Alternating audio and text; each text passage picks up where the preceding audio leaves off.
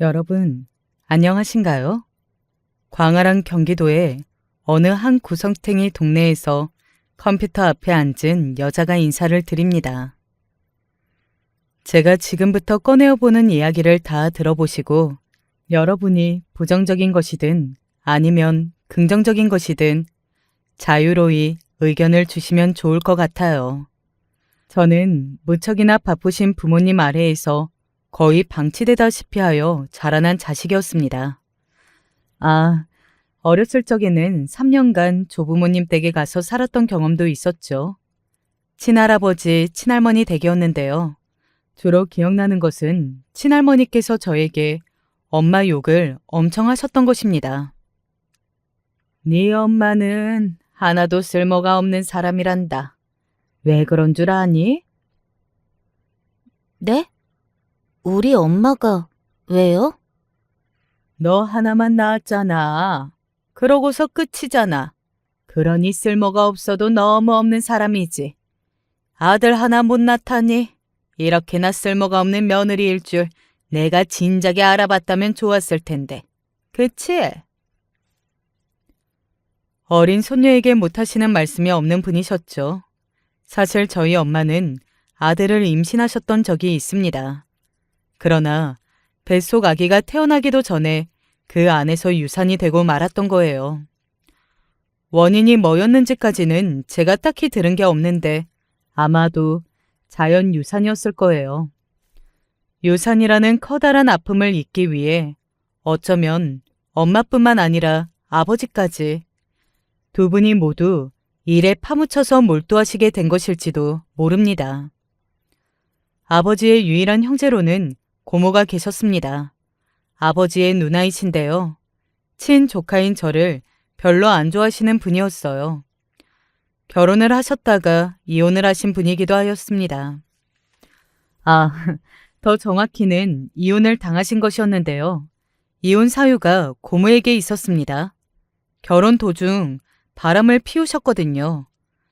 저의 기억에 거의 남아있지 않은 잠시나마 저의 고모부이셨던 그분과는 4년 가까이 연애를 하시다가 결혼에 꼴이 나셨던 거라고 합니다. 신혼생활이 아주 행복해 보였다는 후문을 들은 바 있었고요.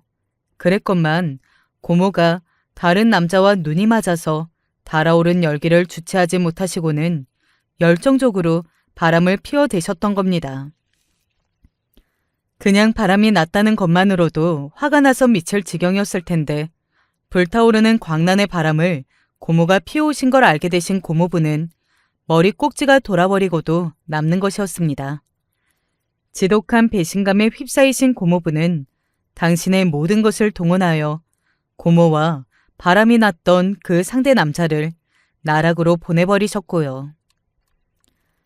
내가 잘못했어. 내가 더러운 욕망과 유혹을 저버리지 못하고 잠깐 정신이 나갔었나 봐.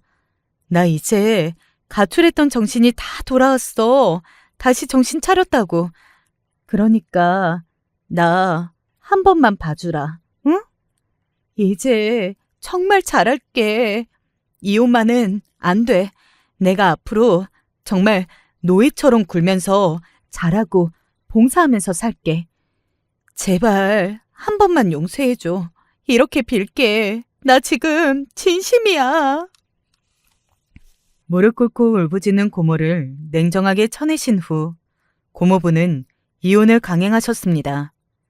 이혼을 당하신 이후 고모는 눈에 핏발을 세운 채로 한동안 이를 박박 갈고 다니셨죠. 이건 너무 불공평해. 내가 잘했다는 건 아니지만 저지른 잘못에 비해 너무 과도하게 벌을 받고 있잖아. 나는 억울해. 나는 피해자야. 동네 사람들은 모두 고모를 향해 저런 정신나간 년이라며 손가락질을 해댔으나 팔은 안으로 굽는 법이었으며 고슴도치의 눈에는 자기 새끼의 가시가 솜털처럼 보이는 법이었습니다. 조부모님은 고모를 측은하게 여기셨죠. 그 당시에 자식이 남매 딱 둘 뿐이었으며 다른 집들에 비해 자식 머릿수가 얼마 안 되는 편이었죠. 그러니 딸에게도 많은 신경을 기울이셨던 두 분이었습니다. 특히나 친할머니께서는 고모가 고모부 앞에서 무릎을 꿇은 채로 오열을 하던 자리에 함께 계셨거든요. 그걸 다 보셨으니까 괜스레 가슴이 아프셨던 겁니다. 하지만 객관적으로 보자면 고모가 제대로 나쁜 잘못을 저지른 게 맞았고 고모부의 분노는 정당하였으니 친할머니의 가슴은 그런 이유로 더욱더 답답해져만 갔을 것입니다.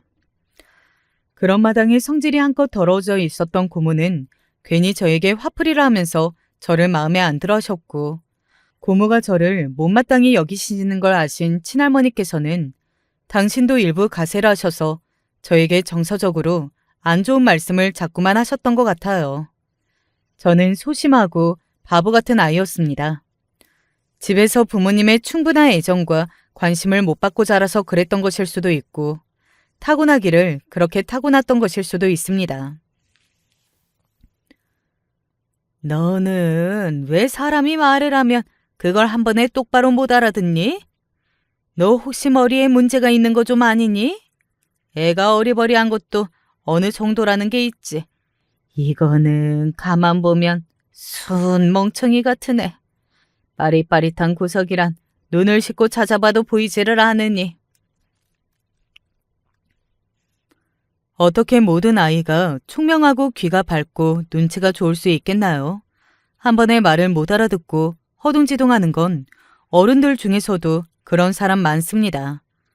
새로 시작한 일을 하루 만에 못 익히고 감을 잡기가 며칠 혹은 몇 달 걸리는 사람 천지이고요. 그런데 자꾸만 저에게 과도한 걸 요구하시고 기대하셨다가 실망을 하시는 친할머니 때문에 저는 자꾸만 주눅이 들어갔습니다. 너는 잘난 게 하나도 없구나. 너 생김새를 가만히 보니까 이 다음에 커서 네 부모 발목이나 잡을 상이다. 너는 아무것도 안 하는 게 모두를 도와주는 길이야.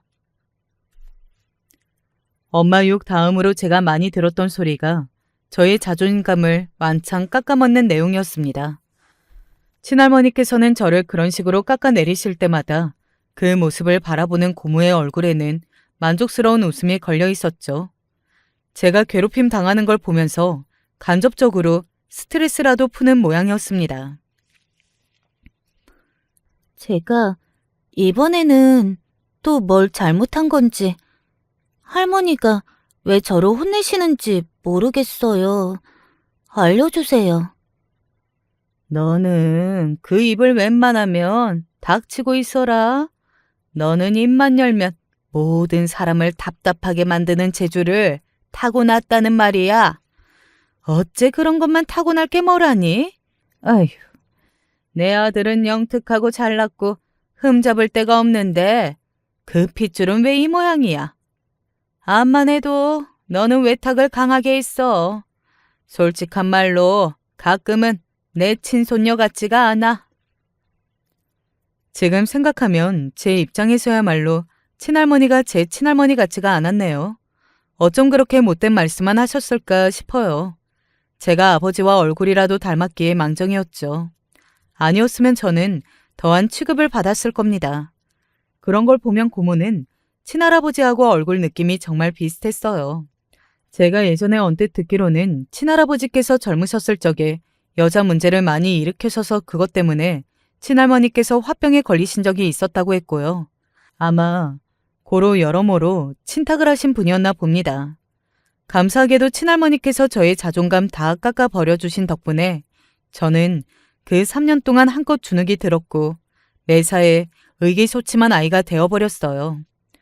광고에서 모두가 네 할 때 아니라고 할 줄 아는 차별점을 이야기했었는데 제가 그걸 보면서 나는 저렇게 절대 못한다고 생각을 했었죠. 저를 더욱 주눅들게 만들고 슬프게 만들었던 건 부모님의 태도였던 것 같아요. 집으로 3년 만에 데리고 온 외동딸에게 관심이 없으셨거든요.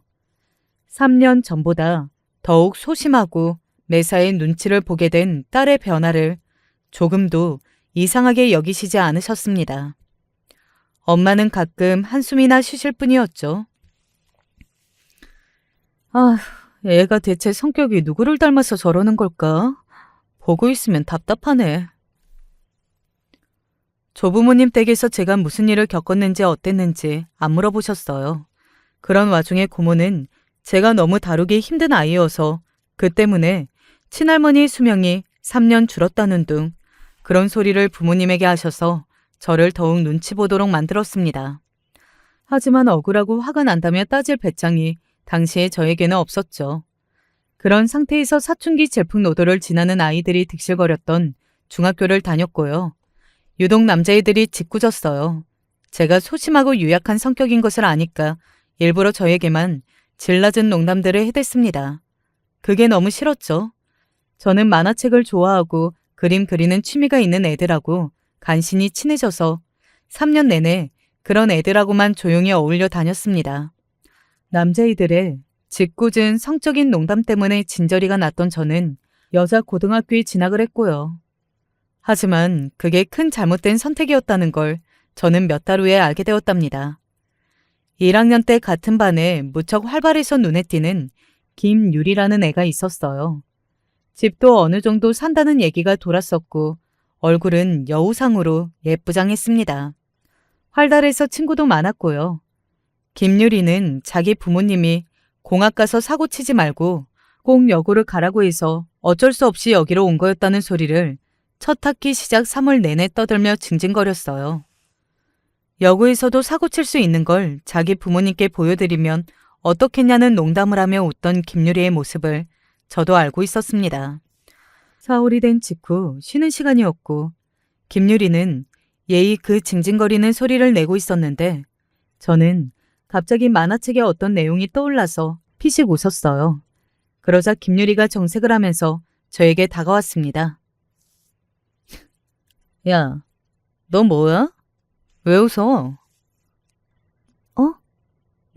나 안 웃었는데? 나 웃은 줄 몰랐는데. 얘 뭐야? 말하는 게 왜 이렇게 얼빵해? 너 내가 웃겨? 나 비웃은 건 아니지? 저는 황급히 고개를 가로저었고 혹시 김유리가 기분 나빠할까봐 일부러 옅은 미소도 지어주었습니다. 아이씨, 왜 실실 쪼개고 지랄이야. 한 대 쳐주고 싶네. 야, 쪼개지 마.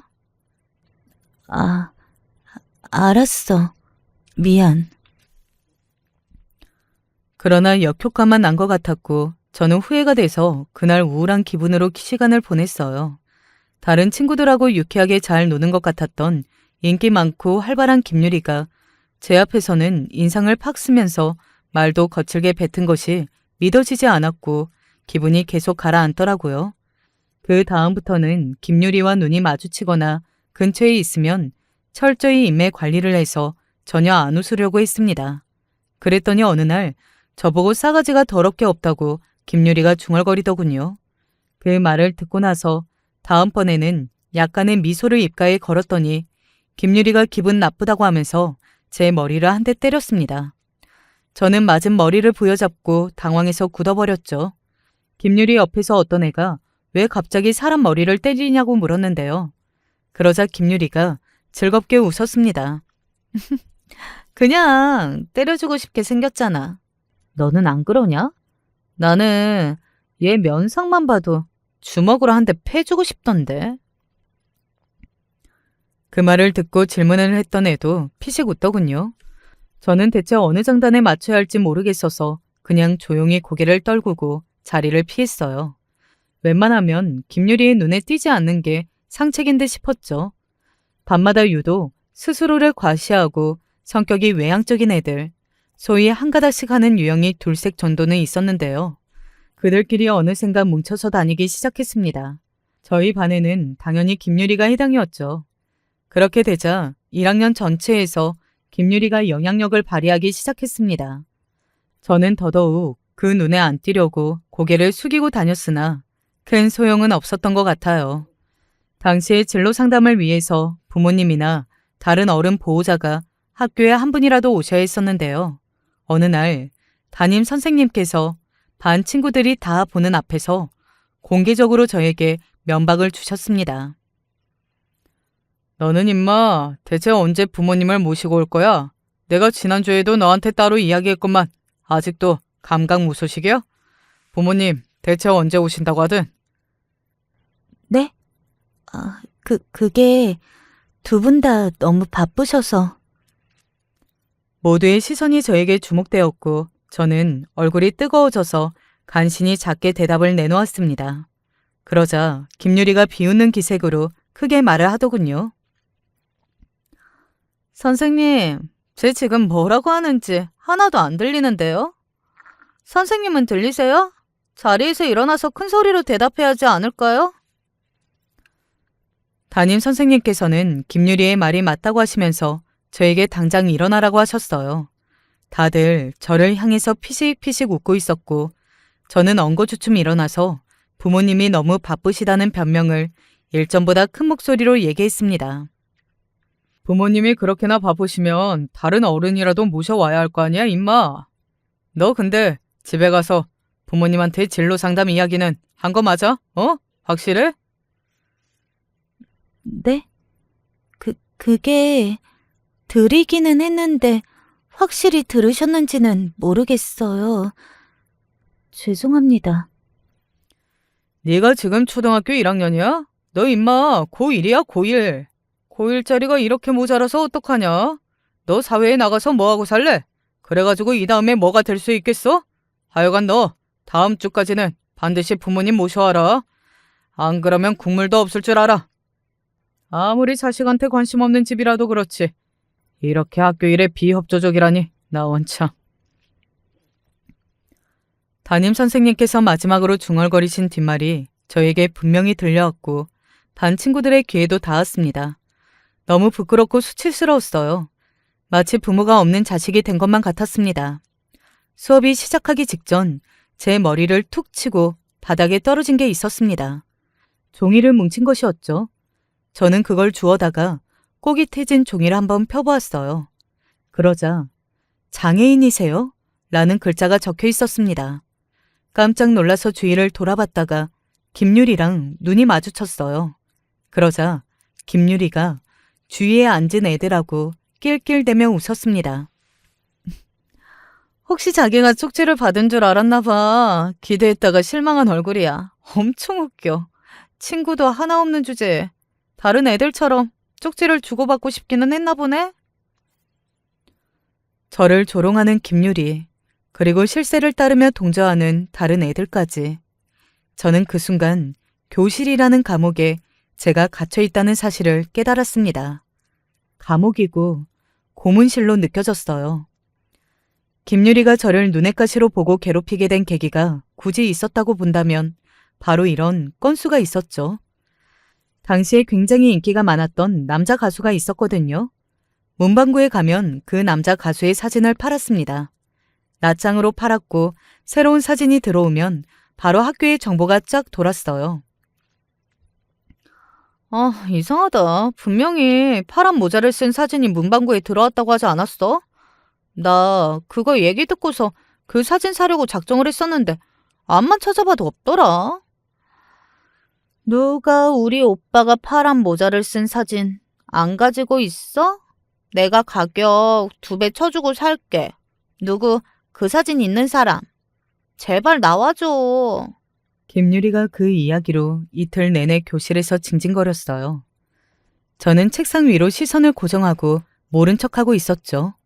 사실 제가 구입해서 가지고 있던 게 바로 김유리가 묘사하는 그 사진이었거든요. 안녕, 친구야. 너 혹시 우리 오빠 사진 가지고 있는 거 없니? 사진? 무슨 사진? 무슨 사진이긴. 내가 방금 말했잖아. 우리 오빠 사진 있냐고. 진짜 얘는 왜 항상 사람을 짜증나게 만들지? 저 답답한 눈가를 수저로 파버리고 가위로 가다가 혀를 찍어버리고 싶네. 확 그냥 저질러 버릴까? 김유리는 자기 기분이 즐거울 때면 저에게 어깨동무라 하며 친구야 라는 호칭을 썼습니다.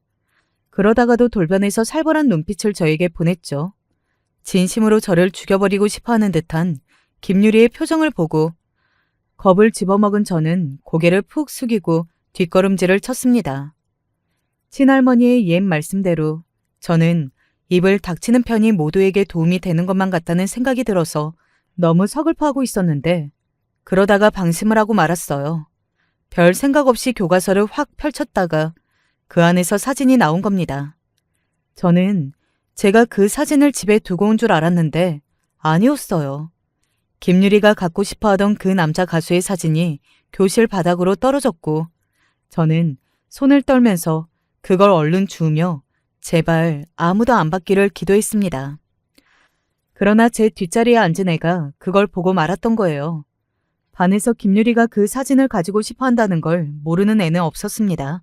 그리고 권력에게 붙고 싶었던 제 뒷자리에는 사진 이야기를 김유리에게 말해버렸고요. 수업 시간 내내 칠판의 내용도 눈에 안 들어오고 머릿속이 하얘져서 그저 두려움에 질려 있었던 저는 김유리에게 그 사진을 얼른 갖다 바치는 것으로 상황을 수습할 계획을 짜게 되었어요. 그러나 수업이 끝나자마자 김유리가 저를 끌고 가는 게 먼저였습니다. 김유리뿐만 아니라 1학년에서 잘 나가는 애들이 5 정도 모였고요. 김유리가 전면에 나서서 저를 걷어찼고 저는 화장실 바닥에 나뒹굴었습니다. 다른 애들은 김유리 뒤에 서서 저를 비웃으며 지켜보고 있었고 제 기억으로는 1명 정도가 화장실 문 쪽에 서서 망을 보며 제가 처맞는 동안은 아무도 그곳에 오지 못하도록 하고 있었죠. 나한테 대체 왜 이래? 내가 뭘 그렇게 잘못했어? 네 잘못을 모르겠다고? 우리 오빠 사진 내가 그렇게 찾고 있던 거 네가 가지고 있었잖아. 그런데 입을 쳐 다물고 있었네, 여태까지. 이게 어떻게 잘못이 아닐 수 있겠어? 네가 생각해도 너무했지. 그치, 친구야? 그건 내가 돈 주고 산 내 거야. 네 것도 아닌데 왜 네가 화를 내? 그리고 친구라고 부르지 마. 너는 나를 친구라고 생각 안 하잖아. 얘 좀 봐라. 갑자기 뭐냐? 말문이 갑자기 트인 거야? 아니면 머리가 돌아버린 거야? 되게 잘 짓거리네. 근데 너 나한테 괜히 짓거렸다는 거 곧 후회하게 될 거야. 소름 끼치는 웃음을 입가에 걸던 김유리는 제가 몸을 일으키려고 하자 거센 발길질을 날렸습니다. 어깨를 세게 걷어차인 제가 너무 아파서 손으로 어깨를 감싸지고 바닥을 굴렀는데 그러자 이번에는 제 배를 걷어찼어요. 어떻게든 피하려고 덜 맞아보려고 어설프게 몸을 웅크렸더니 배 아래쪽을 엄청 세게 걷어찼습니다. 태어나서 처음 느껴보는 고통 그리고 공포에 질린 제가 엉엉 울면서 그만해달라고 잘못했다고 용서해달라고 미친 듯이 빌었어요. 자존심? 그런 건 고통과 공포 앞에서 내세울 수 있는 게 아니었습니다. 제가 그렇게 빌었을 때 김유리는 웃었습니다. 그럼 제가 웃기다고 하면서 신나게 웃었고 자기 뒤에 있던 애들한테 손짓을 해서 부른 다음 그 애들마저 저를 때리도록 지시를 하였고요. 여러 명이 저를 둘러싸고서 자비 없는 발길질을 날려댔고 저는 울부짖으면서 그걸 다 맞았습니다. 억울하다는 생각도 그때는 안 들었고 너무 무서워서 온몸이 떨렸으며 제발 빨리 이 시간이 지나가기를 비는 수밖에 없었어요. 머리카락도 흐트러지고 얼굴이 눈물 자국으로 범벅인 데다가 맞으면서 화장실 바닥에 쓸리는 바람에 한쪽 뺨이 시펄겋게 성이 난 제 모습을 보고 김유리는 안타깝다는 듯 혀를 끌끌 찼습니다. 친구야, 몰골이 그게 뭐야? 우리 오빠는 이렇게 더럽고 지저분한 면상을 가진 년은 자기 팬을 안 했으면 하고 바랄 것 같아. 너 이제 우리 오빠 좋아하면 안 되겠다? 악마가 내뱉는 조롱이었습니다. 그런 수모를 당하면서도 제 입은 떨리는 숨결만 뱉어낼 뿐 아무런 반박도 내놓지 못했어요. 입을 닥치라는 친할머니의 주문이 저에게 여태까지 족쇄로 작용한 것만 같았습니다. 제가 눈물만 뚝뚝 흘리자 김유리는 제 얼굴을 닦은 걸 도와주겠다고 했어요. 그리고 자기와 함께 저를 때린 애들에게 시켜서 저를 억지로 일으켰습니다. 얻어맞아서 아픈 몸이 비명을 지르고 있었지만 질질 끌려서 화장실 구석에 대걸레 빠는 공간까지 갔어요. 그리고 저는 대걸레가 들어가는 그곳에 강제로 머리가 쑤셔 넣어졌습니다. 양쪽에서 저를 꽉 잡고 있었고 김유리가 제 뒷머리채를 잡고는 힘으로 눌렀어요. 공포의 비명을 지르려던 순간 수도가 틀어졌습니다. 일반 세면대 수도보다 훨씬 더 강한 수압으로 물이 콸콸 흘러나왔고 제 비명 따위는 그 물소리에 금방 묻혀져 사라져버렸죠. 친구야, 네 답답한 면상을 깨끗하게 해주는 것뿐인데 도움에 손길이 대고 왜 거칠게 반항을 하니? 좀만 견뎌. 김유리는 신이 나서 어쩔 줄은 몰랐죠. 저는 몸에 경련이 일어났고 그들이 저를 놓아주었을 때 그대로 화장실 바닥에 쓰러졌습니다. 그리고 제 의지와 상관없이 전신이 달달 떨려왔어요. 폐가 찢어질 것 같이 고통스러운 기침을 할 때면 코와 입에서 물이 튀어나왔습니다. 그런 저를 김유리와 그 일당들은 그대로 내버려 두었어요. 제가 희미한 의식 속에서도 제발 도와달라고 살려달라고 그렇게 중얼거리는 것 같았는데 깔끔하게 무시를 당했죠. 언제 기절했는지도 모르게 문득 제가 눈이 떠졌을 때는 시간이 한참 지나 있었습니다.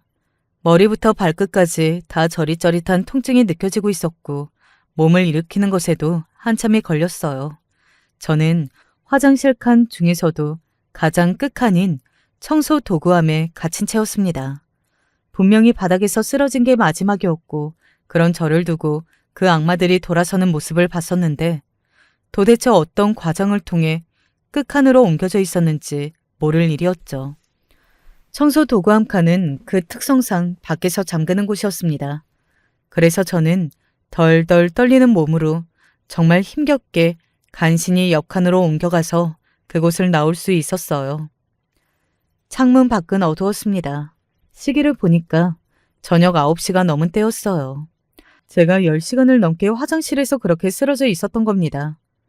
1학년은 대부분 하교를 한 뒤였고 일부 심화 자습반 학생들만 남아서 공부 중이었어요. 교실로 들어가자 대략 10명 정도만 자습 중이었죠. 저를 보고 다들 깜짝 놀란 표정을 짓더군요. 저는 간신히 제 가방을 챙겼는데 저도 모르게 다시 뜨거운 눈물이 흘렀습니다. 훌쩍거리면서 학교를 나왔어요. 아직 덜 마른 교복 차림으로 아파서 절뚝거리는 저를 행인들은 다 이상하게 쳐다보았죠. 집에 도착했는데 아버지는 뉴스를 보고 계셨고 엄마는 부엌 식탁에서 서류들을 펼쳐놓은 채 들여다보고 계셨어요. 저 학교 다니기 싫어요. 이상한 소리 하지 말고 집에 왔으면 씻고 옷 갈아입고 문제집 풀다가 자. 왜 이런 말을 하는 건지 안 물어보세요? 제가 울먹이며 말을 하자 엄마가 그제야 저를 쳐다보셨습니다. 제 몰골이 이상하단 것에 아버지가 소파에서 일어나 다가오셨습니다. 너 혹시 학교에서 친구하고 싸웠니? 싸웠다고요? 엄마, 제가 누구하고 싸울 수 있는 애로 보이세요? 안 싸웠어요. 일방적으로 맞았어요. 얻어맞기만 했다고요. 그렇게 맞아서 하마터면 죽을 뻔했어요.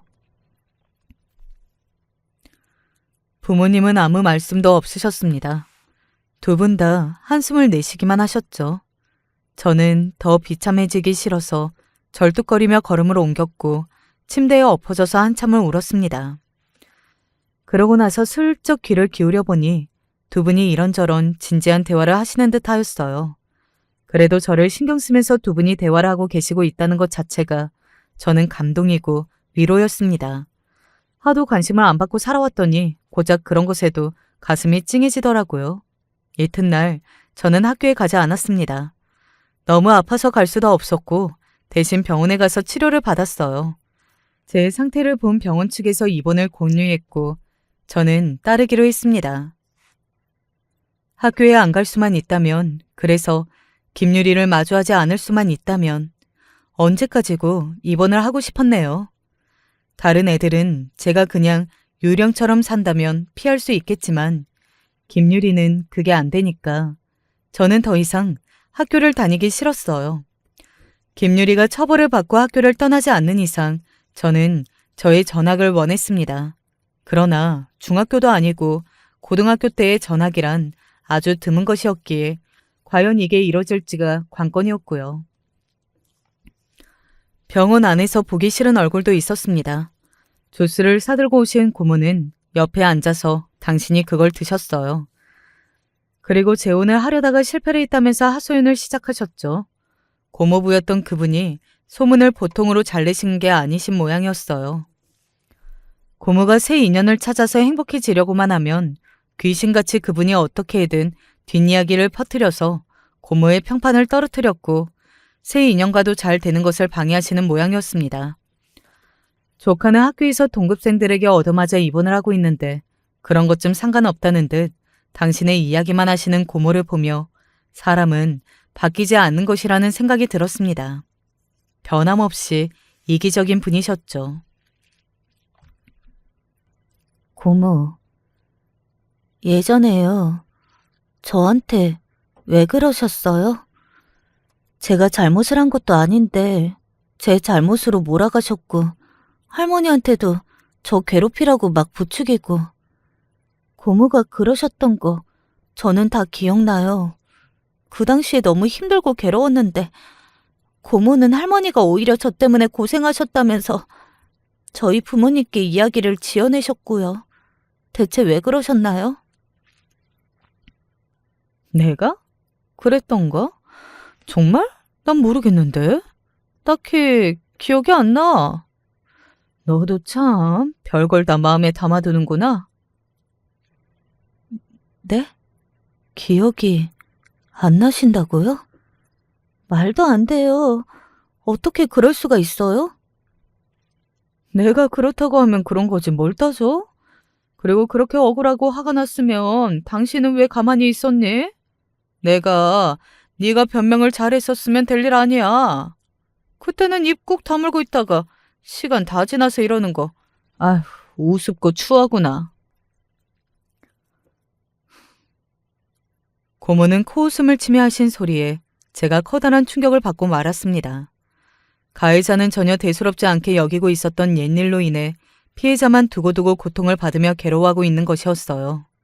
시간이 지나 어른이 되고 사회생활을 하며 성숙해진다고 한들 가해자 김유리가 저에게 저지른 짓들을 반성하며 후회하지 않을 수도 있다는 뜻이었습니다. 그러나 피해자인 저는 시간이 얼마가 지나든 대걸레를 빠는 곳만 보이면 무서워지고 여러 명이 저를 둘러싸인다는 상상만 해도 식은땀이 나겠죠.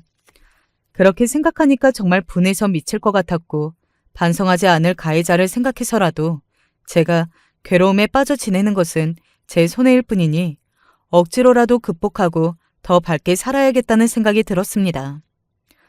변화를 생각하게 된 건 태어나서 그때가 처음이었어요.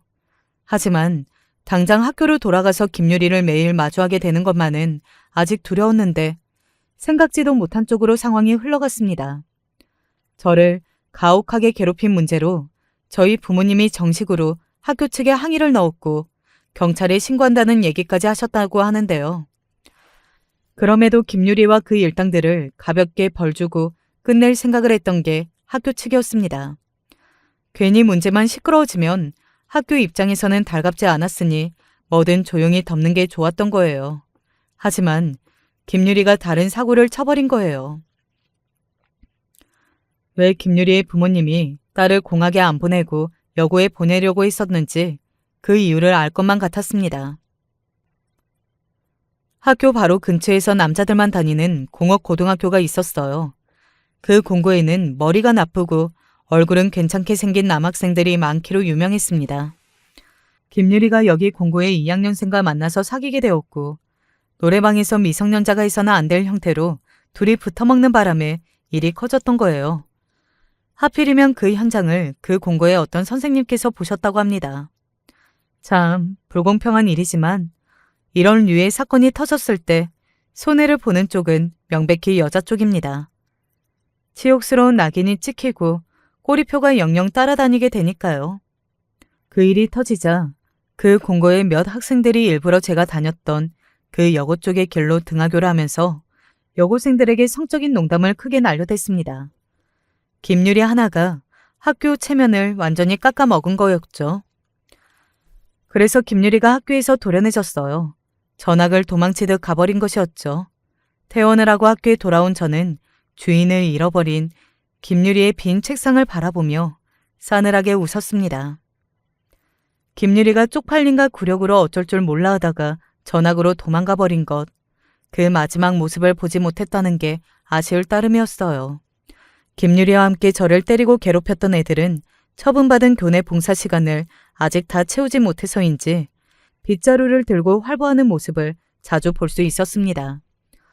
마주치면 그들은 불편하다는 기색이 되었고 저는 무표정하게 가던 길이나 마저 갔죠.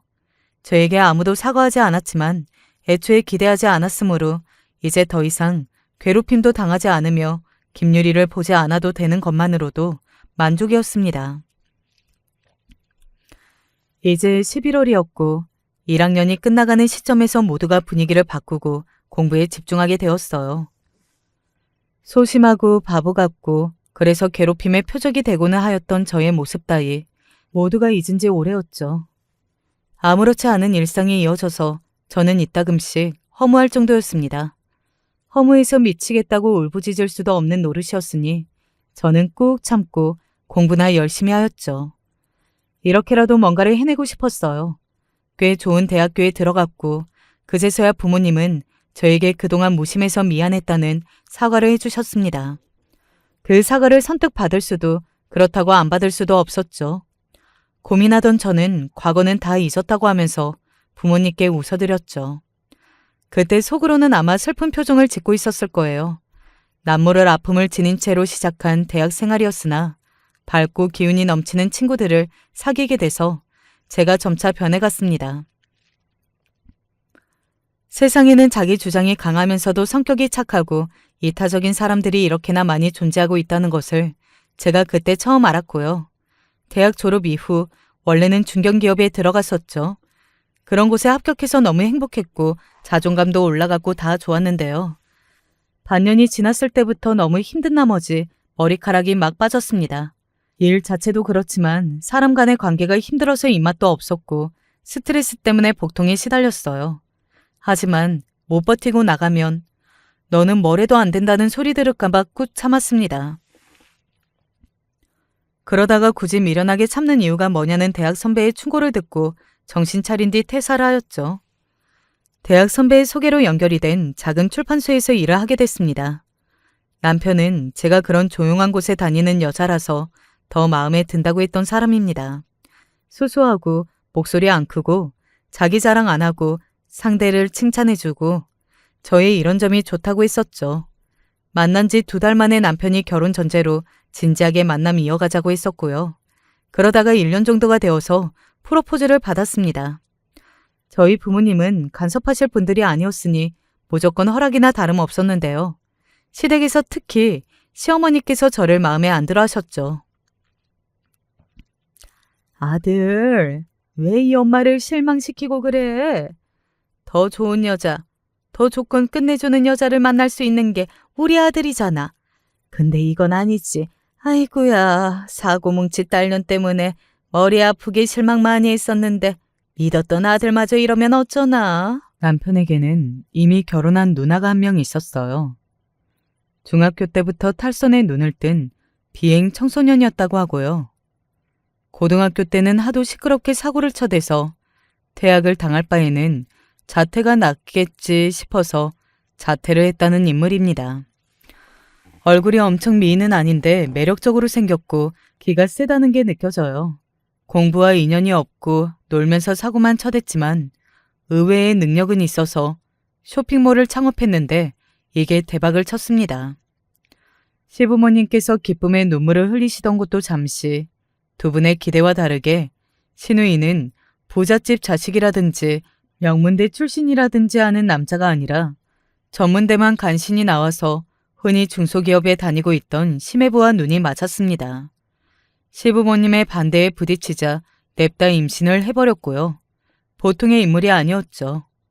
남편이라도 멋진 결혼 상대를 만나기 바랐던 시어머니께선 저를 보고 실망하셨으나 이내 입장을 바꾸셨습니다. 어머나, 보기와는 다르게 집안이 경제적으로 아주 든든하게 뒷받침이 되는 거였구나. 아유, 그런 중요한 이야기부터 진작에 했으면 오죽 좋았을까? 대학도 좋은 데 나왔다고 했을 때부터 내가 사실은 알아봤었지. 내 며느리감이라는 것을. 시아버지께서도 흠촉해 하셨고요. 저는 스스로의 재주가 미비한 사람이었으나 어쨌든 일에 파묻혀 살아오신 부모님 덕분에 집안 배경이 부족하지는 않았습니다. 신우이는 저를 처음부터 마음에 들어 있어요. 나는 올케를 처음 봤을 때부터 사람이 괜찮아 보였어. 차분하고 신중한 인상을 나는 좋아하거든. 그리고 무엇보다 내 이야기 들었으면 나를 경계하는 눈치를 보일 수밖에 없었을 텐데 그런 기색이 전혀 없더라. 부끄러운 이야기지만 제가 고등학교 때 좀 다사다난한 일을 겪어서요. 엄청 대단한 미친 개한테 잘못 물렸었는데 그때의 경험이 저를 이렇게 만들었나 봐요. 그래? 보통 미친 개가 아니었나 보네. 옳게 가엾게도 똥 밟았었구나. 아유, 어떤 미친 개이든 간에 나한테 걸리면 끝장나는 건데 그런 미친 개는 꼭 내 앞에서 왈왈 안 짖고 낑낑대더라. 참 희한한 일이지. 아무튼 나는 올케가 성질 드세고 잘난 척하는 유형하고는 거리가 멀어서 너무 좋아. 나는 기본적으로 동족 혐오 기질이 있거든. 호탕하게 웃는 신우이를 따라서 저도 조금 웃어버렸죠. 사람이 거침없기는 해도 저희가 없고 시원시원한 성격이라는 것을 금세 알 수 있었습니다. 이런 신우이가 저는 나쁘지 않더라고요.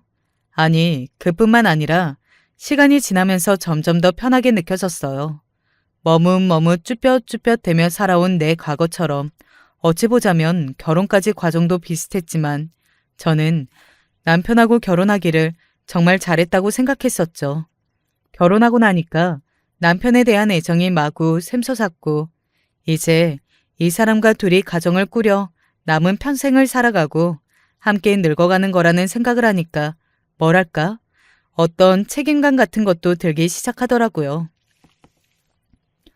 남편하고는 못 나눌 이야기가 없었죠.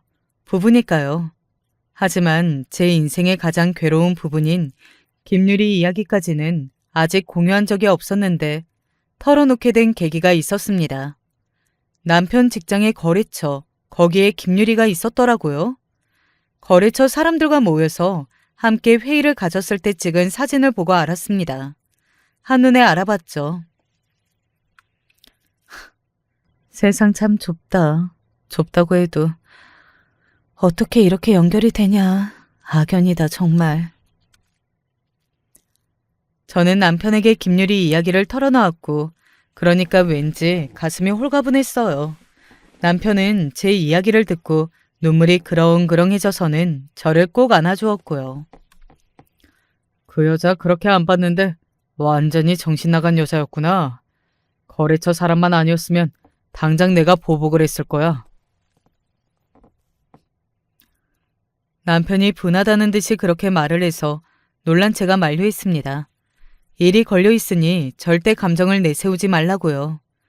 김유리에게 보복을 할 생각이 들면 제가 직접 움직이겠다고 그렇게 말을 하며 남편을 달랬습니다. 그 이후로 저는 가끔 남편에게 혹시 김유리한테 티를 내면서 나쁘게 굴지는 않았는가를 물어보며 확인받았죠. 저 때문에 남편이 일을 그르칠까봐 걱정이 됐던 건데요.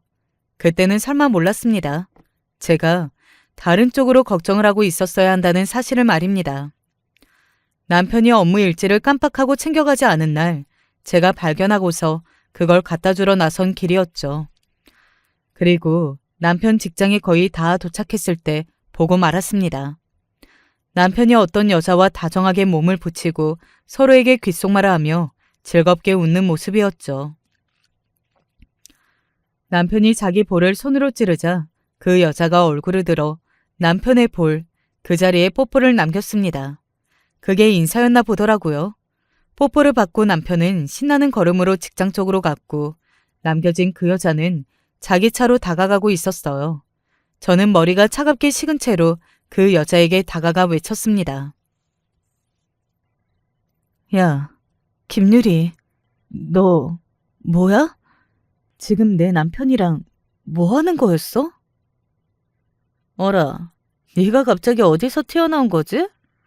와, 대박이다. 너를 여기서 이렇게 다시 보는구나? 그래, 친구야. 그동안 잘 지냈니? 우리 같이 학교 다닐 때보다 더 기운이 넘쳐 보인다. 잘 살았나 보네. 결혼도 잘하고. 마지막 말을 뱉으며 김유리가 푸흡 웃음을 터뜨렸습니다. 그 비웃음 앞에서 제 손이 덜덜 떨리기 시작하더군요. 과거와 달리 공포 때문은 아니었어요. 분노 때문이었죠. 알고 있었구나. 그래서 일부러 내 남편하고 붙어 먹었구나. 나는 원래 그럴 생각까진 없었는데 네 남편이 언제부턴가 나를 째려보길래 갑자기 왜 저러나 싶어서 이유를 물어봤다가 알게 됐던 거야. 네 남편이라는 사실을. 이렇게 재미있는 인연을 내가 어떻게 놓치겠니? 이게 찍어서 넘어가는 나무인지 아닌지 한번 시험이나 해봤었던 것뿐인데 나를 욕하면서 싫어하던 네 남편이 내 유혹 앞에서 흔들리더니 어느샌가 얼굴을 붉히고 있더라. 이건 내 잘못이라기보다는 네 남편 잘못 같지? 아, 아니다. 네가 워낙 매력이 부족해서 네 남편이 나한테 넘어온 거니까 결론적으로는 네 잘못인가 봐. 어머, 친구야. 어떡하니? 그놈의 친구 소리 좀 집어치울래? 죽여버리고 싶으니까. 뭐? 네가 나를? 참나, 웃기는 소리 하지 마. 지금 상황을 보면 모르겠어? 너는 나한테 안 돼. 예나 지금이나 넌 나한테 처맞고 화장실 구석에 찌그러져 있어야 할 처지라고. 알아들어? 김유리는 피식 웃으며 제 어깨를 툭툭 건드렸고 제가 그 손을 쳐내자 깔깔 웃으면서 자기 차에 올라타더니 그대로 현장을 떠났습니다. 자기 직장으로 복귀하는 길인 것이 분명했죠. 천벌은 없다는 생각으로 하늘을 올려다보던 저는 갑자기 고모가 떠올랐습니다. 바람을 피웠다가 이혼당하고 난 뒤 내내 지옥에서 사는 그분이 말이죠. 씩 웃으면서 고개를 내린 저는 남편에 대한 원망, 실망, 미련? 그런 것 따위 단숨에 없애버린 뒤였습니다. 후련한 마음으로 어딘가에 전화를 걸었고 전화를 받은 상대와 1시간 후에 만나기로 했습니다. 장소는 김유리의 직장이었죠. 근무 시간 도중에 콧노래를 흥얼거리며 화장을 고치고 있던 김유리는 사무실 문이 쾅 하고 열리면서 등장한 불청객이 자기의 멱살을 잡자 놀라서 비명을 질렀습니다. 이야, 면상 봐라. 너 아주 살벌하게 못해 처먹었구나. 면상에 다 티가 나, 이년아. 누구세요? 누구신데 저한테 이러시는 거예요? 네가 내 동생 새끼하고 바람났다면서? 너는 유부남한테 왜 끌렸니? 임자 있는 놈한테만 끌리는 거야? 너 그럼 변태야? 이거 아주 못쓰겠네. 신우이가 눈도 깜빡 안 하고 웃으면서 말을 이었고 멱살이 잡힌 채 사색이 된 김유리를 그곳 사무실 사람들이 경악의 시선으로 바라봤습니다. 하도 충격적인 내용이 이어지니까 아무도 차마 신우이를 말리지 못하더라고요. 아, 맞다. 너 고등학교 때 남자친구하고 노래방에서 대단한 시간을 가졌다면서? 어떻게 그런 곳에서 그럴 수가 있었을까? 변태 맞네. 근데 너 그때 혹시 임신은 안 했었어? 들켜서 도망친 게 아니라 혹시 임신해서 도망쳤던 거 아니야? 이런 미친년이. 경찰 좀 불러주세요. 아무나 경찰에 신고해달라고요. 미친 게 주제 누구더러 미친년이래. 야, 미친년이라고 하지 말고 차라리 개장수라고 불러줘. 나는 개를 찰지게 잘 패거든. 죽을 때까지 패지. 그런 의미에서 이 악물어라. 안 그러면 이빨 다 나간다. 살려주세요. 동생분하고 안 만날 테니까 당장 정리할 테니까 제발 살려주세요. 너는 옛날에 올케가 그렇게 예언했을 때 들어줬었니? 네? 올케라뇨? 너 돌대가리야? 그럼 내가 지금 못난 동생 새끼 때문에 이러고 있겠어? 그제서야 김유리는 공포에 질린 눈동자로 움직여 문가에 서 있는 저를 발견했습니다. 그러자마자 신우이에게 얻어맞고 바닥을 나뒹굴었죠. 주먹질 한 방에 김유리는 입에서 피가 흘렀습니다. 오열하는 김유리의 머리채를 꽉 잡고서 신우이가 자비 없는 주먹질을 이어갔어요. 어라? 이를 악물라고 했을 텐데 내 말 안 듣네. 세상에, 이러다가 이빨 다 빠지는 거 아닐까? 괜찮아. 임플란트 하면 돼. 그치? 미친 개야. 그렇게 세게 때리면서도 신우이는 평온한 숨소리를 내고 있었어요. 미친 개 위의 절대자, 가히 개장수였습니다. 김유리는 기절을 했고 그 옆에는 빠진 치아가 바닥을 구르고 있었죠. 경찰에 신고를 하려고 했던 어떤 분을 말리면서 제가 학창시절에 김유리에게 맞아서 죽을 뻔했다는 사실을 밝혔는데 그러자 그분이 갑자기 휴대폰을 주머니에 도로 집어넣었어요. 신우이는 김유리의 자리에서 티슈를 뽑아다가 피가 튄 자기 손을 닦았습니다. 그리고는 저와 함께 점심이나 먹으러 가자고 했죠. 무서운 정막이 감돌고 있는 사무실에 대고 제가 꾸벅 인사를 한 뒤 신우이와 나섰습니다. 제 평생 그렇게 맛있는 순대국밥은 처음이었어요. 다시 한번 정말 감사해요. 저희 부모님이 이 일로 형님이 필요하신 모든 도움을 다 주실 거예요. 아휴, 간만에 손맛 좀 봤더니 개운하다. 올케 덕분에 나도 속이 후련해졌는걸? 나 이런 거 엄청 좋아해. 정의구현. 신우이는 거리낄 게 하나도 없다며 신나게 웃었고 저는 신우이가 학창시절에 그 요란한 사고란 사고는 다 치면서도 자기보다 약한 친구를 건드린 적은 결코 없다는 사실을 떠올려냈습니다. 그런 면에서 김유리와 차이가 있었던 것이죠. 병원에 실려간 김유리는 앞니를 포함한 치아 4개가 박살나 있었으며 입안이 찢어졌고 코뼈가 부러져 있었습니다. 정신을 차린 이후부터 김유리는 염색머리의 젊은 여자가 보이면 발작을 해댔어요. 신우이가 심은 공포였죠. 저는 무표정하게 남편을 향해 이혼 선언을 했고요. 남편에 대한 애정으로 반짝이던 저의 눈은 그 빛을 잃은 후였습니다. 아무런 감정이 남아있지 않은 저의 눈빛을 본 남편은 후회로 몸부림치며 무릎을 꿇었습니다. 내가 왜 그랬을까? 자극적인 걸 따라가느라 내 옆에 있는 소중한 평온을 놓쳤구나. 그 모습이 애처로 보이지도 않았고 그냥 조용히 깔끔하게 정리만 빨리 됐으면 좋겠다는 마음뿐이었네요. 시부모님께서는 머리 싸매고 들어 누우셨고요. 저는 남편에게 받을 거 다 받아내고 이혼을 했습니다. 김유리를 복날의 개처럼 두들려 팬 신우이는 저희 부모님의 든든한 지원을 받았고요. 김유리 측과 합의를 했답니다. 뒤가 구리게 살아온 김유리였던 만큼 그 집안에서는 캥기는 게 많았거든요. 합의를 하고 여기서 묻어버리는 걸 택한 것이었죠. 다니던 직장에서 김유리는 그날 이후로 퇴사를 했는데요. 그건 제 전 남편도 마찬가지였어요. 소문이 다 퍼졌거든요. 그래서 나올 수밖에 없었죠. 그리고 새롭게 잘 살아보려고 할 때면 자기 부인을 괴롭혔던 여자와 불륜을 저질러서 이혼을 당했다는 과거가 자꾸만 소문이 나서 평판이 때마다 깨졌습니다.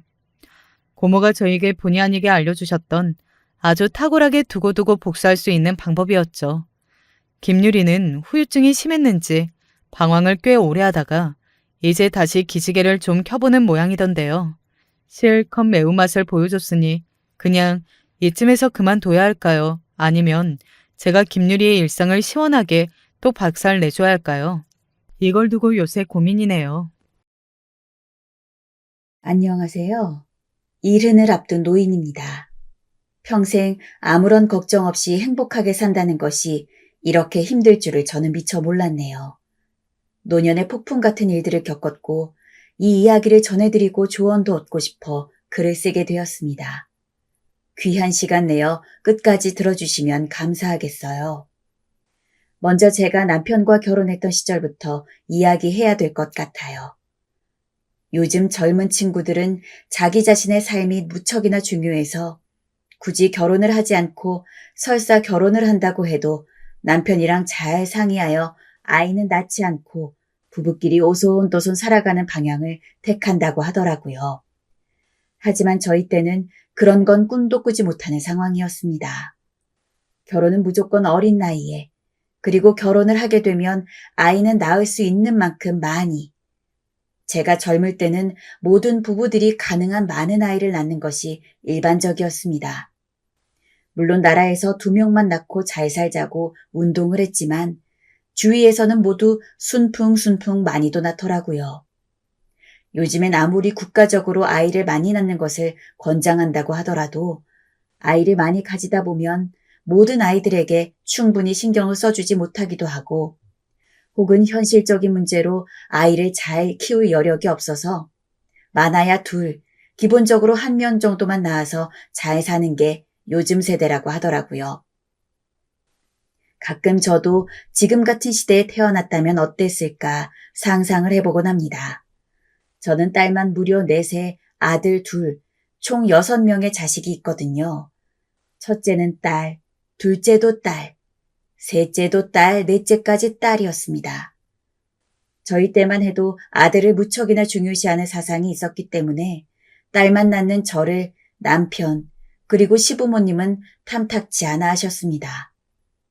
어떻게 자식 넷을 낳을 동안 아들 하나를 못 낳냐며 저에게 문제가 있는 거 아니냐는 식으로 구박을 하기 일쑤였죠. 덕분에 딸들은 어릴 때부터 큰 면박을 받아왔습니다. 남편과 시어머니 성화가 아니었다면 그냥 지금 있는 딸들로도 제 자식이니 충분히 만족하는 상황이었기 때문에 어떻게든 딸들에게 잘해주고 싶었으나 제 생각과 힘만으론 역부족이더라고요. 시어머니께선 특히 하루가 멀다 하고 절 구박하셨고 제 딸들을 아무 이유 없이 미워하셨어요. 하는 수 없이 아들을 낳아야 그나마 딸들에게 가해지는 여러 차별들과 가혹한 행동들이 좀 덜해질 것 같아서 정말 마지막이라고 생각하고 한 번 더 아이를 가졌습니다. 다행스럽게도 마지막은 아들이었고 무려 쌍둥이였기에 한꺼번에 2을 낳았죠. 그렇게 저희 부부는 6의 자식을 키우게 되었습니다. 지금도 그렇지만 당시에도 잘 사는 집은 손에 꼽았어요. 모두가 배를 고른 시대였으니까요. 그래도 저희 집은 남편이 당시 사업을 통해 돈을 많이 벌고 있었기 때문에 6아이를 키우는데 전혀 부족함이 없다는 것이 위안이라면 위안이었네요. 하지만 결혼 생활이 행복했다거나 하진 않았습니다. 사실 너무나 고단하고 불행했어요. 요즘이야 남자라고 해서 특별히 여자랑 다르게 교육을 받는다거나 그런 인식이 없지만 예전에만 해도 저희는 아무리 집안 형편이 괜찮다 해도 딸들은 바깥일을 할 수 없다는 인식 때문에 공부를 하고 싶어도 하지 못하고 그저 집안일만 배우며 아들들만 끝까지 공부를 시키는 일이 허다했습니다. 그리고 자연스레 남자는 하늘, 여자는 땅이라는 생각 때문에 밥상머리를 앞에 두고도 남자들만 상위에 밥을 놓고 모여서 먹고 여자들은 바닥에다 밥을 두어서 먹기도 했죠. 그리고 제 남편은 전형적인 가부장 제도의 표본이라고 할 수 있었어요. 위에 이야기한 것들은 물론 남편은 사업을 핑계로 집에 들어오지도 않고 외박을 하는 일도 잦았습니다. 단순히 외박에서 그치는 것도 아니었죠. 다른 여자를 만나는 일도 무척 많았습니다. 전 그걸 다 알면서도 남편에게 아무 말 할 수 없었어요. 남편은 제 앞에서까지 자신이 외도를 한다는 사실을 전혀 꺼리낌 없이 당당하게 밝히는 사람이었거든요. 남자가 밖에서 큰일 하는데, 응? 여자 좀 만날 수 있지? 뭘 그런 걸로 난리야? 요즘 젊은 분들이 제 이야기를 듣는다면 어떻게 이런 일이 있나 놀라우실 수도 있겠지만 사실 저희 때는 저런 사고방식이 보편적이었습니다. 덕분에 저는 행복해야 할 결혼 시절의 대부분을 눈물로 보냈던 것 같습니다.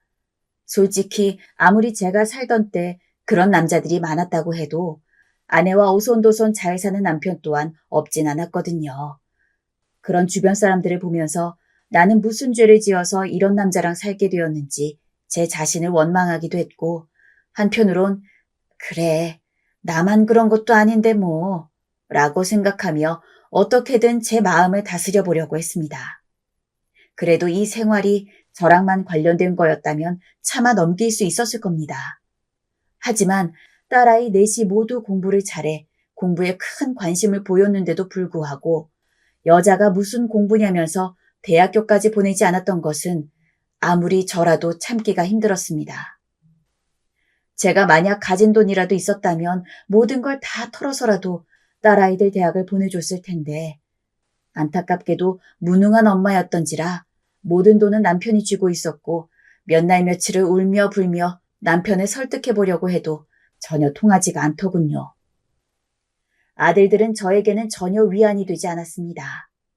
집안의 권력이 남편에게 몰려있고 남편이 눈에 띄도록 딸들과 아들을 차별했던지라 아들들은 딸아이들보다 나이가 어렸음에도 불구하고 은연중에 누나인 딸아이들을 무시하더군요. 자신이 용돈을 더 많이 받는다거나 누나들이 자신들을 위해 희생하는 것도 당연하게 여겼고요. 전 그러지 말라고 여러 번 말했지만 서글프게도 아들들은 오로지 남편의 말만 들었죠.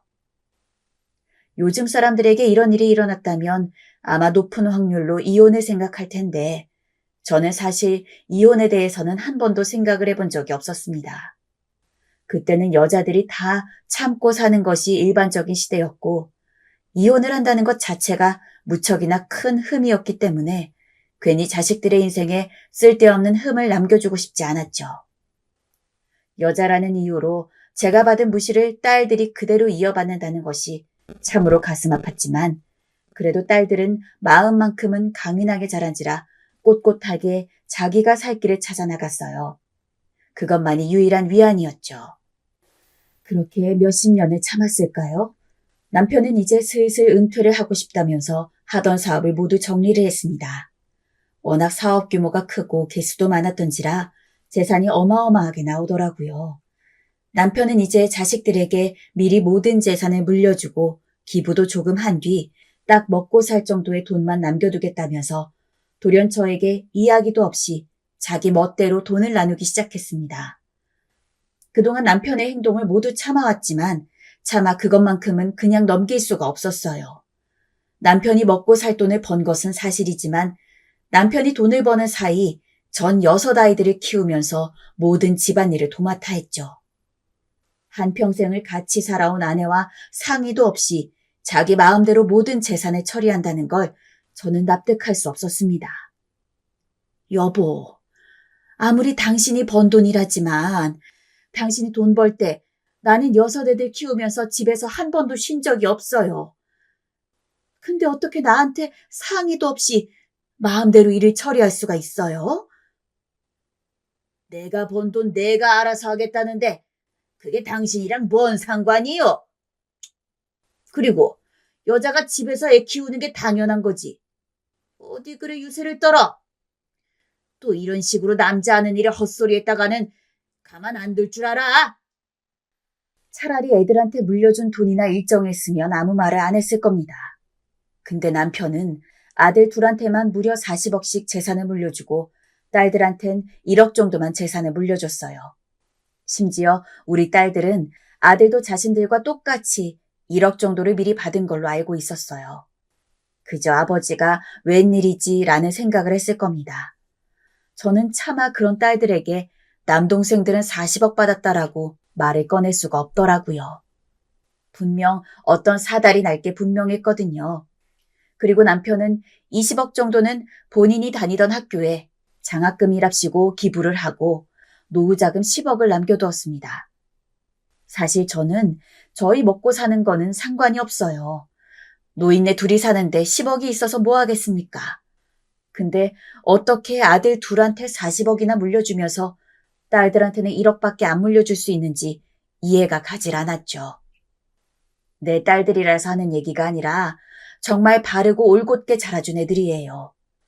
돈이 없는 것도 아니고 충분히 있으면서 그렇게까지 극단적으로 애들을 성별에 따라서 나누는데 제가 아무리 그동안 아무 말 없이 참고 살았다지만 기부까지는 좋은 일이니 그렇다 쳐도 딸과 아들에게 재산을 40배나 차이 나도록 물려줄 수 있습니까? 하지만 아무리 남편을 설득하라고 해도 남편은 남자가 하는 일에 신경 끄라며 요지부동이었어요. 밖에서 큰일하는 아들들한테 재산을 더 많이 주는 건 당연하다고. 여자인 자식들에게 1억이나 줬으면 그것만으로 감지덕지라고요. 남편과 살면서 서러웠던 적이 한두 번이 아니었지만 정말 그때만큼은 제 처지가 비관스러웠던 적은 없었습니다.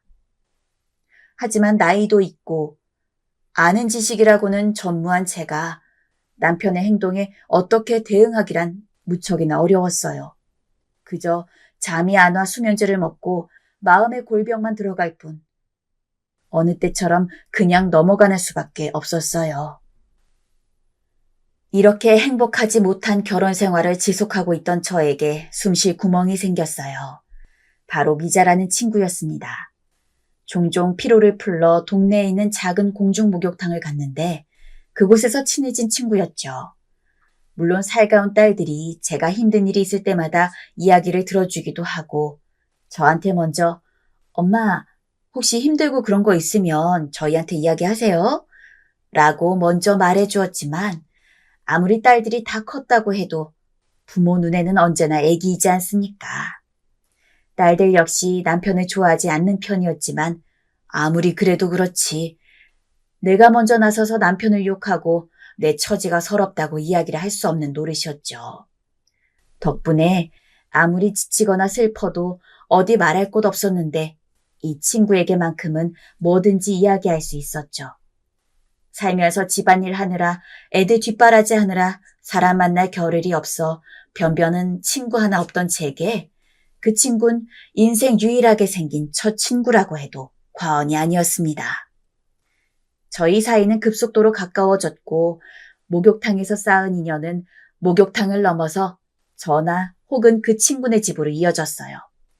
사실 자식들이 다 크고 난 뒤에는 집에서 할 일이 없어서 적적했는데 이 친구 덕분에 심심하지도 않았고 여러모로 좋았습니다. 더군다나 친구는 참으로 다정하고 살뜰했어요. 제가 남편에게 서운해서 이것저것 토로하면 마치 자기 일처럼 생각하면서 위로를 해주기도 했고 가끔은 저 기분 풀라고 저 좋아하는 계란볶음밥이며 잔치국수 같은 요리들을 손수 해주기도 했죠. 그럴 땐 친구가 참 제 친정어머니 같이 든든했어요. 남편과 아들 복은 조금 없지만 그래도 딸 복이랑 친구 복은 있나 보다 싶었습니다. 그렇게 전 그 친구와 10년을 넘게 우정을 쌓았습니다. 딸들 역시 제 제일 친한 친구란 걸 알기 때문에 길을 다니다가도 제 친구를 보면 극진하게 인사를 할 정도로 제 친구는 저와 뗄래야 뗄 수 없는 사이였어요. 친구는 자식들과 사이가 그린 좋은 편이 아니라 제가 딸들과 사이가 좋은 걸 부러워하곤 했어요. 사실 제 딸들은 전부 저희 집과 멀지 않은 곳에서 살고 있었기 때문에 집에 있다가도 바람을 쐬고 싶을 때는 딸들의 집에 자주 다녀오곤 했습니다. 딸들은 제가 오는 걸 반가워했고 저도 딸네 집에 있다 오는 게 휴식이었죠. 그리고 그날도 여느 때와 마찬가지로 딸네 집에 가서 담근 김치도 갖다 주고 냉장고에 반찬도 좀 채워주고 오는 길이었어요. 그런데 집에 다 와가던 중에 마침 제 친구가 저희 집에서 나오더라고요. 미자야, 우리 집에 웬일이야? 나 보러 왔어? 너 보러 잠깐 들렸는데 네가 없어가지고 나오는 중이었어. 어디 갔다 오니? 나 딸네 집에 갔다 왔어. 김치 줄 겸. 미자야, 온 김에 너도 김치 가져가. 아니야. 나 김치 있어. 저번에 시골에서 꽤 많이 가져왔어. 나 갈게. 친구는 절 보더니 조금 당황해하는 모습이었어요. 단순히 제가 없는 줄 알았다가 나오는 길에 마주친 것만으로 놀랐다기에는 과한 감이 있었죠. 하지만 그때는 이상하다고 생각만 할 뿐 뭐 때문인지 짐작할 수 없었습니다.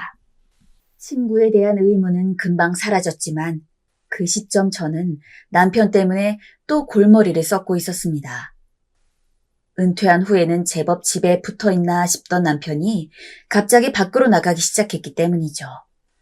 이제 와서 부부의 다정한 모습을 바란 것은 아니었지만 최소한 젊었을 적 그렇게 여자들과 외도를 하며 저를 고생시켰다면 지금은 최소한 가정에 충실한 모습을 보여주기를 바랬는데 제 버릇 개 못 준다고 남편은 또 이리저리 바깥을 나돌더군요.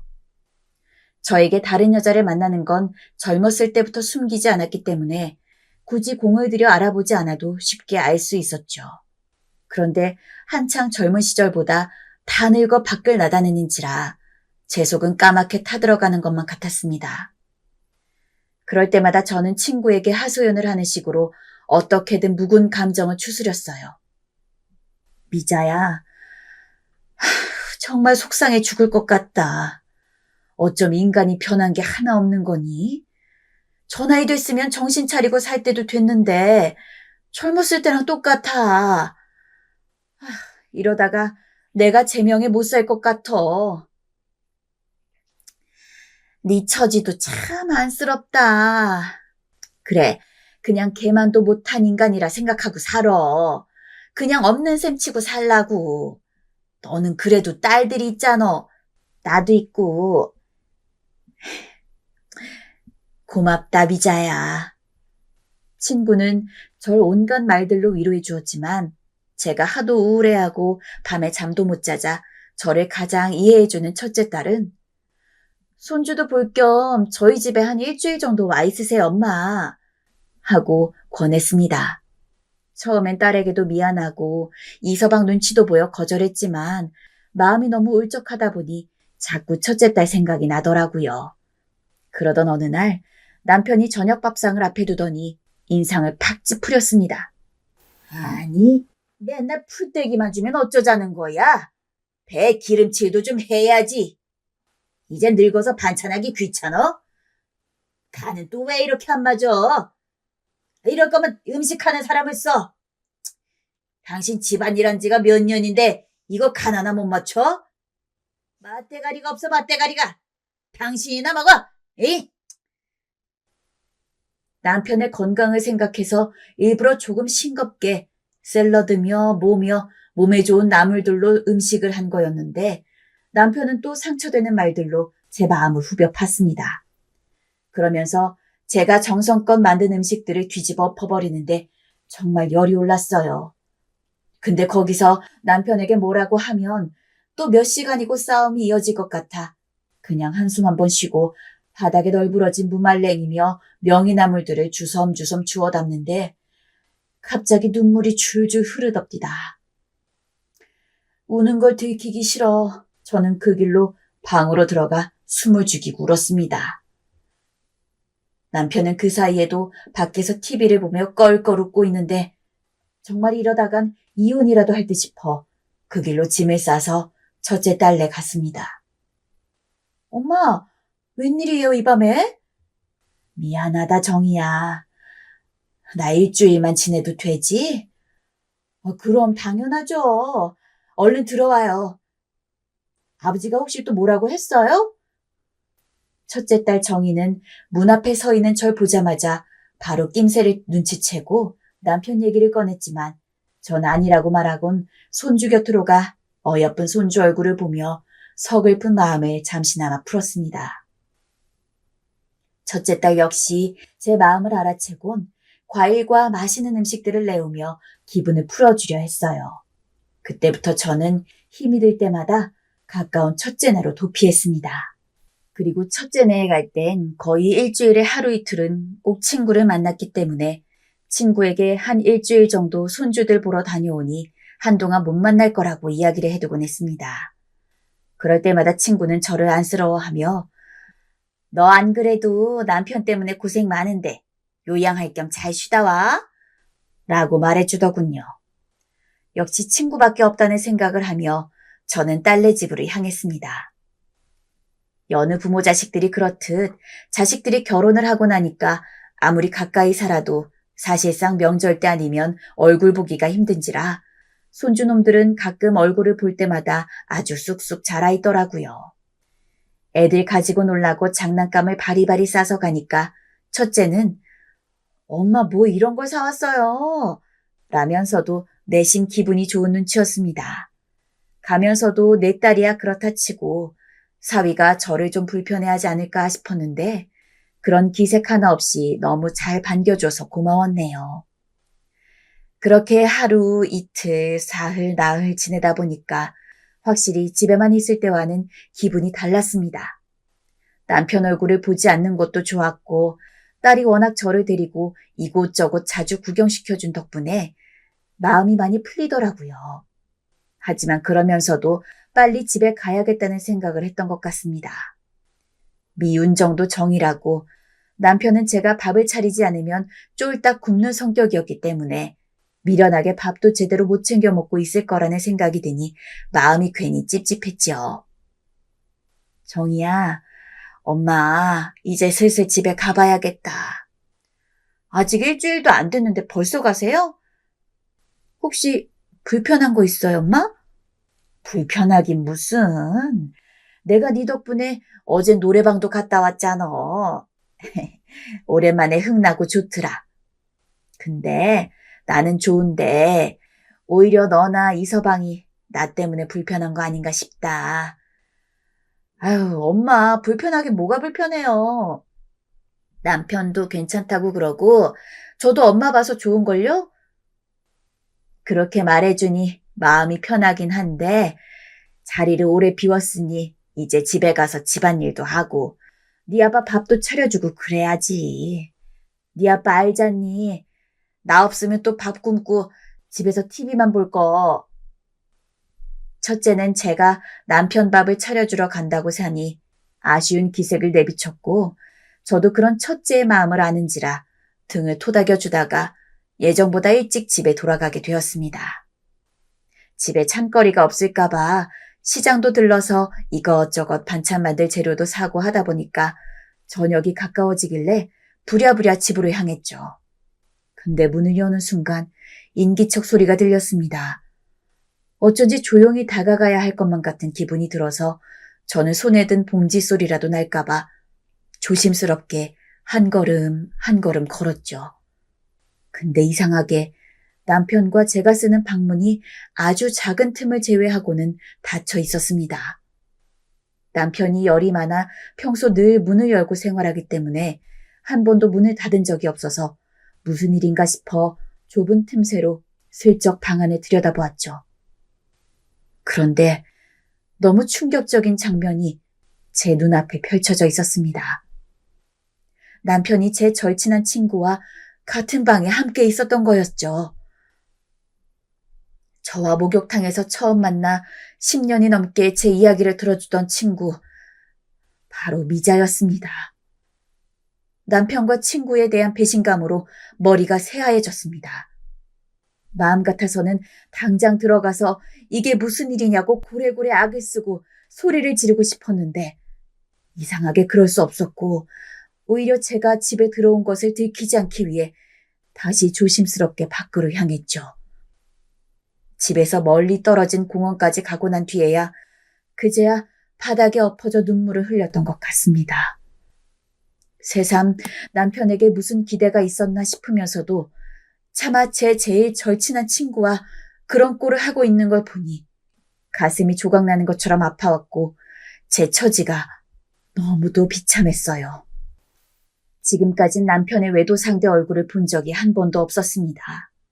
그때 남편이 아무런 잘못도 하지 않았다는 듯이 자랑스레 바람핀 것에 대해 이야기해서 그냥 외도 사실 자체에 대해서만 알고 있었을 뿐 누구랑 바람을 폈는지 저는 알 길이 없었죠. 아마 제가 맨날 집에 있고 하니까 차마 남편도 집으로 외도 상대를 데려올 생각은 못했을 겁니다. 양심이 있었다면요. 하지만 그 모습을 보고 나니까 남편이 제 상상 이상으로 더 저질이고 쓰레기라는 것을 알게 되었습니다. 남편 역시 제 친구가 누군지 알고 있었거든요. 제가 종종 친구를 집에 데려올 때마다 남편도 집에 있었던 적이 많았고 인사도 몇 번 나누었었기에 모를 리가 없습니다. 대체 어떻게 해야 할지 몰라서 무작정 큰딸에게 전화를 걸었어요. 자초지종을 이야기하니까 큰딸이 다른 애들에게도 이야기를 하겠다고 하더라고요. 제가 말릴 새도 없이요. 큰딸에게서 전화가 끊기고 전 멍하니 벤치에 앉아서 1시간이고 2시간이고 아무 생각 없이 가만히 있었습니다. 기운도 없고 뭘 해야 할지도 모르겠고 그저 막막함만이 저를 감싸더라고요. 그리고 얼마 지나지 않아 큰딸이 다른 딸들과 함께 제가 있는 곳으로 왔습니다. 아니, 아버지 진짜 제정신이에요? 큰딸은 오자마자 씩씩대면서 화를 냈고 다른 딸들도 마찬가지였죠. 아버지, 우리 어렸을 때도 그러더니 세상에 그 나이가 되어서도 그러고 다니시는 거였어요? 엄마 왜 말 안 했어요? 난 상상도 못했어요. 정희 언니 알고 있었어? 나도 몰랐지. 엄마가 나한테 한 번도 그런 내색 안 하셨어. 엄마 도대체 그건 어떻게 지내신 거예요? 정말 아버지 이 정도일 줄은 몰랐는데 이건 그냥 넘어가선 안 돼요. 정말 창피해서 누구한테 말도 못할 일이에요. 그때만 해도 저는 너무 충격을 받아 그런지 딸들의 앞다투는 목소리도 잘 들리지 않았어요. 다만 아들들이 보이지 않아 아들은 왜 안 왔냐고 했더니 큰딸이 그러더군요. 부모님이 알아서 할 거니 너무 신경 쓰지 말라며 관심을 안 보였다고요. 저는 조용히 한숨을 쉬곤 문득 느껴지는 씁쓸함에 고개를 푹 숙였습니다. 그런데 평소 조용히 있던 둘째가 갑자기 마음속 이야기를 꺼내기 시작했어요. 엄마, 난 사실 아버지 없다고 생각하고 있었어요. 돈 때문이 아니에요. 알잖아요. 아버지가 우리한테 어떻게 대했는지. 우리가 뭘 잘해도 칭찬 한마디 없으시고 밥 많이 먹는다 뭐라 하시고 그저 우리 아들이란 말만 하면서 석호 성민이만 챙긴 거. 나 아버지 때문에 어린 시절이 너무 서러웠어요, 엄마. 엄마 그거 기억나요? 내가 석호 성민이 줄 옥수수 몰래 좀 먹었다고 아버지한테 뺨 맞은 거요. 우리들한텐 아버진 무서운 사람이고 감정 없는 사람이에요. 그런데 엄마한테 이런 짓까지. 나 용서 못해요. 둘째는 그 시절이 생각났는지 이야기를 하며 씩씩거리다 눈물을 훔치기까지 했어요. 그러자 셋째가 둘째를 달래며 제게 이렇게 이야기했습니다. 엄마, 지금이라도 아버지와 이혼하면 안 돼요? 이혼. 셋째 딸이 직접 이혼 이야기를 꺼내는 것은 처음이었습니다. 아주 예전부터 남편 앞에서 꼼짝 못하는 절 안쓰럽게 보던 첫째와 둘째는 종종 이제 자신들과 동생들도 다 컸으니 우리 생각 말고 엄마 괜찮으면 이혼하라며 이야기를 몇 번 한 적이 있었는데 셋째는 그동안 한 번도 그런 이야기를 한 적이 없었거든요. 그런 셋째 이야기를 들으니까 정말 제가 정상적인 부부 생활을 한 적이 없다는 게 뼈저리게 와닿았습니다. 제가 곰곰이 이혼에 대해서 생각을 하고 있자니 넷째는 다른 방법을 제시했어요. 엄마, 대신 그냥 이혼하지 말고 아빠가 바람 폈다는 증거를 잡아서 소송 이혼을 해가지고 위자료를 받는 방향으로 가는 게 좋을 것 같아요. 소송 이혼? 그럼 시끄러워지는 것 아니냐? 엄마, 그럼 이대로 있을 거예요? 평소에 저였다면 그렇게까지 할 필요 뭐 있겠냐. 아무리 그래도 너희들 아빠이지 않냐. 살 부비고 산 사람에게 그럴 수 없다고 했을 거였습니다. 그런데 아무리 생각을 해봐도 제 절친한 친구와 그러고 있는 걸 목격하고 난 후 배신감이 너무 커 용서하고 싶지가 않았어요. 이번만큼은 남편에게도 상처를 안겨주고 싶었고 절 업신여기며 식모 취급한 것, 저는 그렇다 치더라도 그간 딸들에게 모질게 군 것, 재산을 딸들에게만 적게 준 것, 모두 똑같이 그대로 되갚아주고 싶었습니다. 그런 제 마음을 안 건지 첫째는 제 눈물을 닦아주며 말했습니다. 엄마, 우리가 알아서 할게요. 너무 걱정하지 말고 집에 가 계세요. 저는 현명한 딸들을 믿기로 했습니다. 딸들은 생각보다 차분하게 일을 진행해 나갔습니다. 먼저 증거 현장을 잡기 위해 카메라를 샀고 남편이 없는 날에 기계를 못 다루는 저를 위해 자기들이 직접 설치형 카메라를 달아주었어요. 딸들이 계획을 하나하나 실현해 나가는 동안 솔직히 딸들을 말려야 하나 고민도 했습니다. 어떻게 보면 자식들이 엄마를 돕겠다고 제 아빠를 등지는 일이었으니 제가 부모로서 딸들에게 이래도 되나 하는 생각도 들었어요. 지금에야 딸들도 분이 안 풀려 절 돕겠다고 나선 거지만 나중에 자신의 행동들을 자책할 수도 있을 거고 그럼 절 원망할 수도 있다는 생각이 들더라고요. 그런데 머리보다 마음이 앞선다는 걸 전 그때 깨달았습니다. 아마 제가 남편에게 당하고 산 세월이 너무 길어서 그런지 남편에게 복수하고 싶은 마음이 너무 큰 나머지 그런 생각들은 무시하고 어느새 딸들이 카메라를 설치하고 있는 걸 도와주고 있더라고요.